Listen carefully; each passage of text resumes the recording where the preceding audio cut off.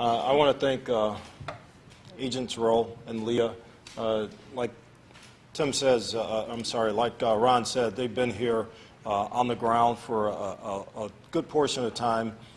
They were appointed. We got phone calls from these guys saying, hey, you know, we're it for you guys for the RNC. And as soon as that becomes official, we'll be here on the ground, and they have been here. And, you know, Ron talked a lot a bit about the partnership of how these things come together, and it's not just by accident of how they come together. There's a plan that's been developed, that's been tested, convention after convention, refined convention after convention, and we follow that plan. There's a lot of things that come up that are unique to certain conventions and certain cities, of course, and we make those adjustments, not individually, but as a group. A lot has been said about whether or not Cleveland is prepared for the RNC in about 50 days here. I have to tell you, we are prepared.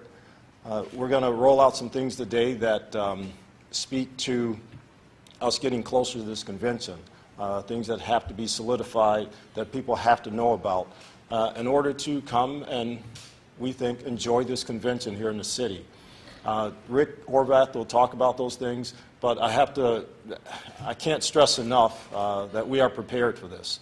As things get closer and closer, as we solidify parts of the plan that have to be kind of woven, like Ron says, within other plans, we'll roll those things out too. But right now, we're talking about parade routes and speakers' platforms and things like that Rick will get into more detail about.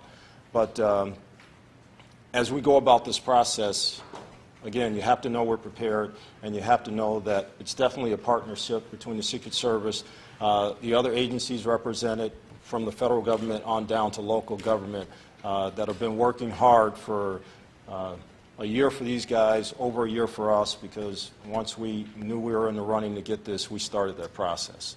So with that, I'm going to turn it over to Rick, and he's going to talk more specifics about what's going on today.